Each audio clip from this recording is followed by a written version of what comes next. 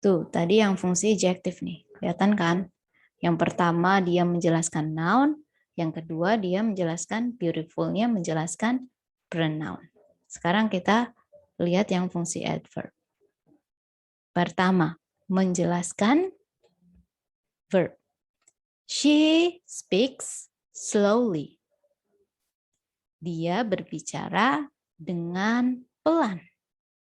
Dengan pelan di sini menjelaskan bagaimana dia berbicara. Oh iya benar, ini adverb. Yang menjelaskan verb-nya. Dan contoh kedua. She listens to a slowly spoken news. Ini bentuk noun phrase ya. A slowly spoken news. Sekarang kita lihat biar tahu. Kalau fungsinya dia menjelaskan noun, so adjective. Fungsinya dia menjelaskan adjective, so itu adalah adverb. Dia perempuan mendengarkan. Nah, kalau misalnya noun phrase, ngartiinnya dari belakang. Mendengarkan sebuah berita yang diucapkan. Nah, diucapkan di sini menjelaskan beritanya. Bagaimana beritanya disampaikan. Nah, ini makanya adjective. Yang verb 3 maknanya pasif. Spoken kan verb 3. Makanya bukan yang mengucapkan, tapi yang diucapkan. Sebuah berita yang diucapkan secara atau dengan pelan. Nah, berarti benar slowly di sini memang adverb karena menjelaskan bagaimana atau seberapa pelan gimana ya? Bagaimana berita itu diucapkan? Oh, secara pelan gitu. Jadi slowly di sini menjelaskan spoken-nya, bukan menjelaskan news-nya. Berita yang diucapkan dengan pelan. Slowly menjelaskan spoken, berarti dia adverb. Spoken menjelaskan news, berarti dia adjective. Karena news-nya itu noun. Gitu. Dan yang ketiga, di mana adverb itu bisa menjelaskan adverb lainnya. She listens to a very slowly spoken news. Ditambahin very di sini. Coba. Dia mendengarkan sebuah berita yang diucapkan dengan sangat lambat. Gitu. Nah, dari tanda panahnya kalian bisa ngelihat apa menjelaskan apa. Very menjelaskan slowly. Yang mana slowly itu adalah adverb. So, si very ini masuk golongan adverb. Karena salah satu fungsi adverb itu menjelaskan adverb lainnya. Slowly tadi menjelaskan adjective. Oh, kalau yang menjelaskan adjective, berarti dia kelas katanya adalah adverb. Spoken menjelaskan news. News adalah noun, kata benda. Yang bisa menjelaskan noun itu hanya adjective. Oh, berarti spoken di sini adalah adjective. Gitu. Jadi dari sini kalian juga bisa melihat letak adverb itu bisa di mana aja ya. Oh, ternyata letak adverb bisa ditaruh di setelahnya verb nih, slowly. Terus bisa juga terletak di sebelumnya adjective. Kayak di contoh yang kedua. Adjective sebelumnya adverb. Bisa juga terletak di sebelumnya adverb. Kayak gitu. Tuh, letaknya berarti ada 3. Nanti ada tambahan 1 lagi. Yang bisa di tengah-tengah verb auxiliary dan verb ordinary. Next. Nah, ini udah dijawab sekalian ya. Nah, ini kalian bisa kelihatan salahnya tuh. Dilihat dari fungsinya. They were seated at a largely table. Kalau dianalisis, kelihatan salahnya di largely. Largely. Table itu kan noun ya, kata benda. Berarti harusnya sebelum noun ini kan yang menjelaskan kata benda. Tapi kok bentuknya malah adverb. Padahal yang bisa menjelaskan kata benda hanya adjective. So, largely salah.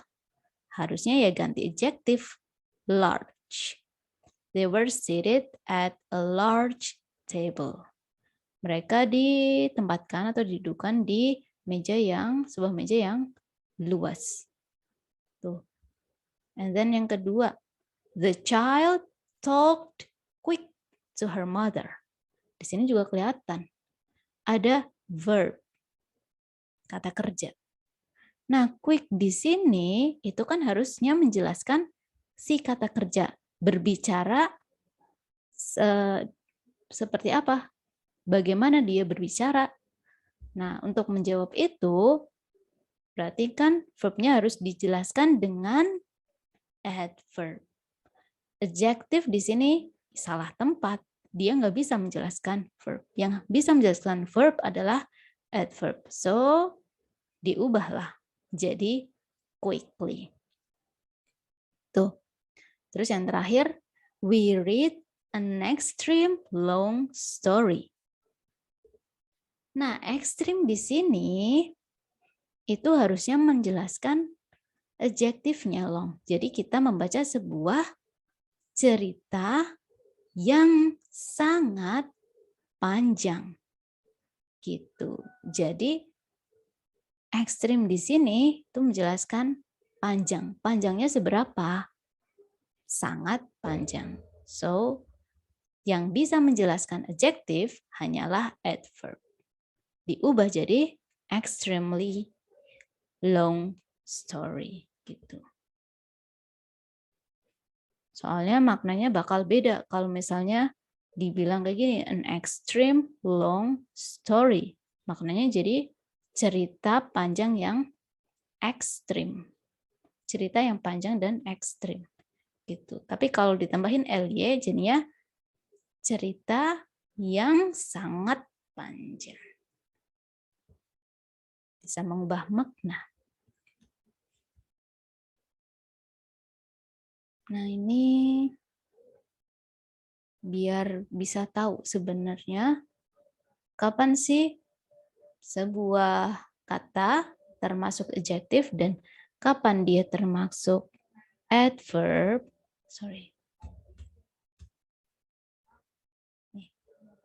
Yaitu dari fungsinya.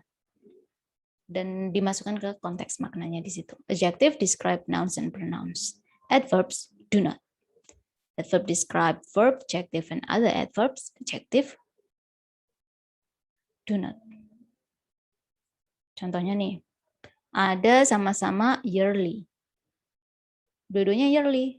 Tapi ada kok yang yearly adverb, ada yang yearly adjective. Taunya dari mana? Coba dilihat. Helen has a yearly membership at the local health club. Yearly membership. Nah, membership itu kan kata benda ya. Sebelum kata benda, harusnya ya sesuatu yang menjelaskan si kata benda ini. Kelas kata yang bisa menjelaskan kata benda, itu ya cuma adjektif. Tuh. So, yearly di kalimat pertama dia masuk golongan adjektif. Helen mempunyai kartu anggota yearly membership, berarti kartu anggota yang tahunan, kartu anggota tahunan, sebuah kartu anggota tahunan di Club Health Local. Gitu. Kemudian kalau yang ini, Helen contributes yearly. Ini udah kelihatan lah, adverb ini. Karena contributes itu adalah verb. Yang bisa menjelaskan verb, adverb. Gitu. Kalau ini yang ketiga, Mike arrived late. Ada arrived di sini, verb. Berarti adverb. Late yang pertama, adverb. Mike datang terlambat. Sedangkan late yang kedua masuk ke adjective. Kenapa? Soalnya menjelaskan delivery. Delivery itu adalah kata benda, noun. Gitu. The late delivery berarti pengantaran yang terlambat. Gitu. Nah, ini udah ya tadi ya. 3 plus ini ding yang terakhir nih. A second problem, nah ini problem di TOEFL. Di bagian yang grammar. A second problem you should be aware of is the position of adverbs with objects of verbs.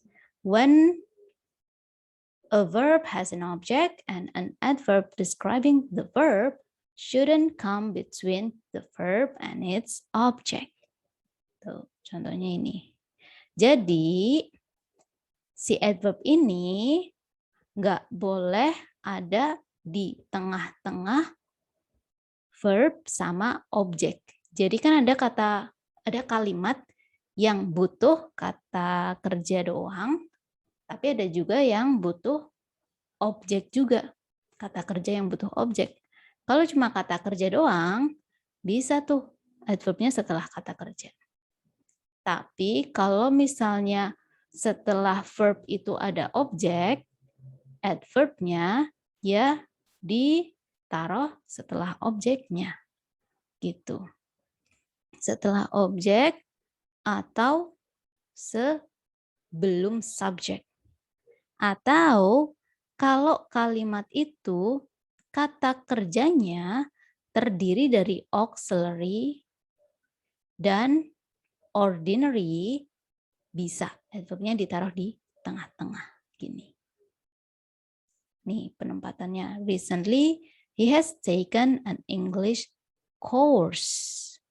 Baru-baru ini dia telah ambil kursus bahasa Inggris. Oh, bisa nih ditaruh di depan. Terus bisa juga ditaruh di tengah. Tengahnya di mana? Tepatnya di tengah-tengah auxiliary verb dengan ordinary verb. Jadinya he has recently taken. Gitu. Jadi di tengah-tengah has dengan verb 3-nya. An English course. Maknanya sama, tidak mengubah makna letak S1. He has taken an English course recently. Kalau ini amannya ditaruh di setelah objeknya. Gitu. Jadi jangan pernah menaruh adverb di tengah-tengah antara verb dengan objeknya. Itu catatan. Okay, so far any question?